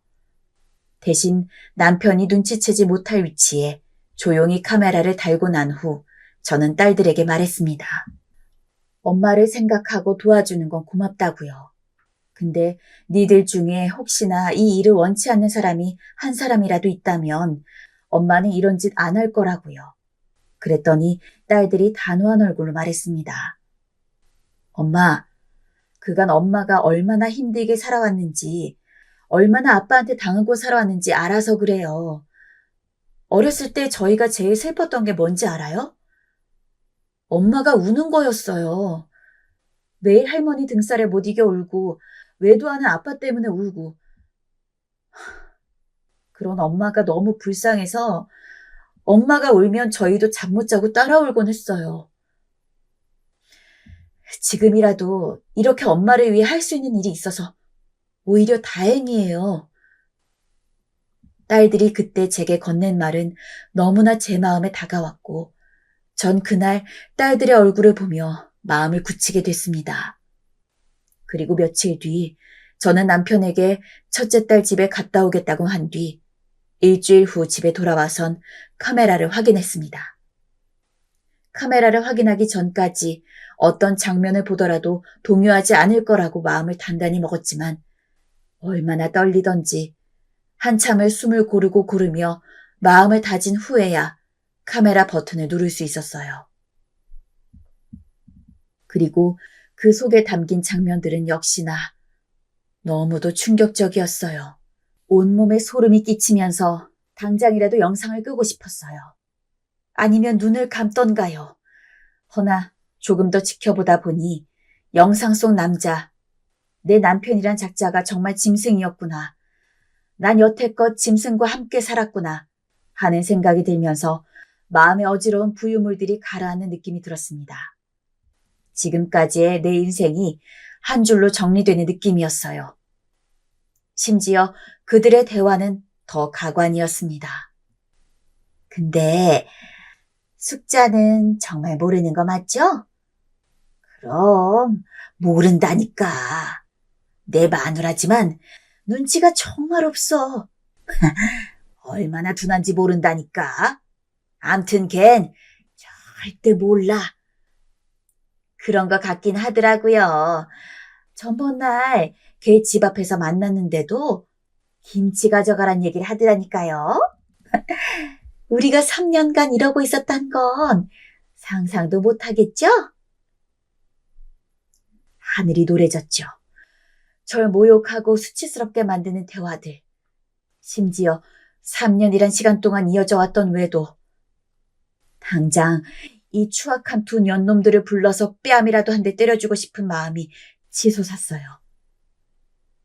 나와 그래도 몇십 년을 함께 살았던 사람이, 내 유일한 친구였던 사람이 날 속이고 욕하고 뒤에서 내 등에 칼을 꽂고 있었단 사실에 형언할 수 없는 분노가 느껴졌고 부하가 치밀어 오르더군요. 전 냉장고에서 급히 차가운 물 한 잔을 꺼내 벌컥벌컥 목 뒤로 넘겼어요. 그리고 그렇게 물을 몇 잔이나 마셨을까요?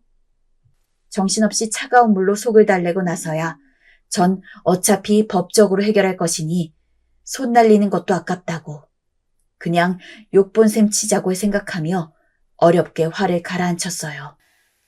그런데 그때 초인종 소리가 들렸고 순간 친구라는 느낌이 왔습니다. 물컵을 든 손이 다시금 떨려오기 시작했어요. 친구는 제가 나오지 않자 여러 번 문을 두드리며 말했어요. 얘 숙자야, 저번에 너 김치 있다고 했지? 나 김치 좀 얻으려고 왔어. 김치를 좀 얻으려고 왔다는 친구의 말에 이번엔 몸이 차가워졌어요. 동시에 서늘한 바람이 제 가슴속을 휑하고 지나갔어요. 저는 천천히 발걸음을 옮겨 문을 열어주었습니다. 친구는 제 얼굴의 기류를 파악하지 못한 건지 환하게 웃으며 절 껴안더니 집으로 들어와선 혼자 중얼중얼 말을 이었습니다. 너 첫째네 갔다 왔지? 어땠어? 손주 보고 오니까 좋든?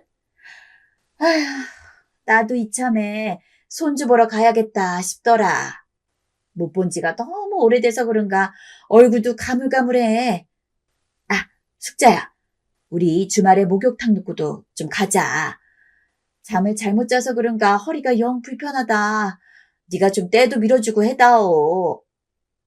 그러더니 친구는 냉장고로 다가가 허락 없이 김치통을 꺼내고 김치를 쭉 찢어 입에 넣곤 맛있다며 오물거렸어요. 저는 물컵을 내려놓고 김치를 먹고 있는 친구에게 다가갔습니다. 그리고 평생 제가 하지 못할 일을 했어요. 단 한 번도 해본 적이 없는 일이요. 뺨을 아주 세게 올려붙인 거지요. 제 손길이 샜는지 친구는 그 자리에서 바로 쓰러져 버렸고 붉어진 눈빛으로 절 쳐다보았어요. 너 이게 무슨 짓이야? 미쳤어? 전 아무 말 없이 친구를 바라봤어요. 막상 뺨을 때리고 나니 기분이 이상했습니다. 지금까지 사람이 사람의 뺨을 때리는 일은 드라마에서나 할 수 있는 일이라 생각했어요. 더군다나 저 같은 유순한 사람은 평생 가도 절대 못할 일이라고 생각했죠. 허나 이렇게 친구를 때리고 나니 오히려 후련했고 가슴도 뻥 뚫린 것 같았어요. 제가 마땅히 했어야 할 일을 지금 해야 한 것 같았습니다. 저는 계속해서 연속으로 친구의 얼굴에 뺨을 올려붙였고 친구는 놀란 나머지 저에게 방어할 틈도 없이 계속 뺨 세례를 당했어요. 그런데 그때 비밀번호 키를 누르는 소리가 들렸고 남편과 딸들의 목소리가 한꺼번에 들려왔어요. 딸들은 카메라를 확인하려 온 듯했고 남편은 운동 갔다 조금 이른 시간에 집에 돌아온 상황이었지요. 남편은 친구가 엎어져 있는 걸 확인하자마자 놀란 듯했고 제게 이게 도대체 무슨 짓이냐며 물었습니다. 당신 이게 무슨 짓이야? 당신이란 바람핀 여자 뺨 좀 때렸는데 뭐 문제 있어요? 당당하게 나온 제 말에 남편은 눈에 띄게 당황했습니다. 그러더니 곧 원래의 모습을 되찾아 헛기침을 몇 번 하더니 외려 큰 소리를 치기 시작했습니다. 내가 바람을 피던 뭘 하던 당신이 뭔 상관이야? 언제 그런 걸 신경이나 썼다고? 내가 남자 하는 일에 끼어들지 말라고 했지? 이게 뭔 교양머리 없는 짓이야? 당장 이 여자한테 사과해! 자신이 외도한 상대에게 사과를 요구하는 남편. 저는 그런 남편의 뻔뻔스런 행태에 코웃음을 쳤습니다. 종교를 믿진 않지만 정말 지옥이 있다면 문득 남편이 지옥에 갈 거란 생각이 들더군요. 지금 당신 웃는 거야? 웃어? 어디 감히 사과요? 나보고 저 옆 언니한테 사과를 하라고요? 저는 남편에게 되물으면서 쓰러진 친구를 지나 남편에게 다가갔습니다.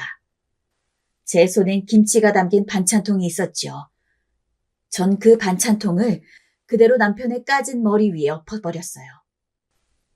축축한 김치 국물이 남편의 머리를 타고 발가락까지 흐르는 걸 보자 저는 그제야 속이 좀 나아지는 기분이 들어 반찬통을 내려놓았고 뒤돌아섰습니다. 딸들은 이런 제 모습에 조금 놀란 듯 보였고 남편은 얼떨결에 김치 국물을 뒤집어 쓴 후 잠시 멍해 있다가 이내 흥분에 제게 달려와 무슨 짓을 하려 했지만 그런 남편의 행동을 딸들이 먼저 저지했죠. 이거 놔! 놓으라고! 내 이것들을 그냥 당장 놔! 제 아무리 남자라 하더라도 4명의 딸들의 손길을 막아낼 수 없었죠. 남편은 그 자리에서 꼼짝없이 딸들에게 묶였고 저는 그런 남편을 보며 그간 하고 싶었던 말을 한 글자씩 느릿느릿 온 힘을 다해 내뱉었습니다. 당신이랑 산 세월은 진짜 지옥이었어요. 지금까진 내가 말 못하는 벙어리라, 바보 천치라 당하고만 있었지만 이제부턴 아니에요. 당신이 외도한 증거도 다 갖고 있으니 이젠 당신이 당할 차례예요. 그리고 지금 이 순간부터 나도 내 딸들도 모두 당신과는 남인 사람들이에요. 딸한테 전할 말 있으면 지금 해요. 뭐? 야, 정희야. 미희야. 네 엄마 미친 거냐? 머리가 어떻게 된 거야? 말한 걸로 할게요. 얘들아, 가자. 남편은 자식 앞에 외도한 것을 들켰으면서도 부끄러운 줄 몰랐고 딸들은 미련 없이 그런 제 아빠로부터 돌아섰어요. 그렇게 저는 딸들과 함께 준비한 짐을 들고 집을 나왔고 바로 외도한 증거들을 내밀어 소송에 들어갔습니다. 결과는 당연히 저의 승리였습니다. 남편에게서 위자료를 받아낼 수 있었고 재산 분할도 제 나름 만족하는 수준으로 받을 수 있었습니다. 그리고 분노로 펄쩍펄쩍 뛰는 남편의 얼굴을 보는 순간 완벽한 승리라는 걸 알 수 있었죠. 딸들은 재판 결과를 듣자마자 자신의 일처럼 기뻐해 주었고 제가 드디어 남편으로부터 자유로워지게 된 것을 너무나 다행으로 여겼습니다. 엄마, 이제부턴 엄마만을 생각하며 살아요. 알겠죠? 우리가 엄마 평생 모실 테니까 그간 아버지 때문에 못한 거 우리랑 하나하나 다 해나가요. 그동안 많이 못 챙겨드려 죄송해요. 그래, 알겠어. 고맙다. 얘들아 정말 고마워.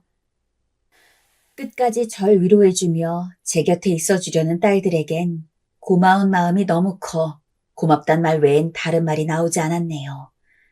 그렇게 전 남편에게 받은 돈으로 첫째 딸네에서 가까운 집을 하나 구해 새로운 인생을 살게 되었습니다.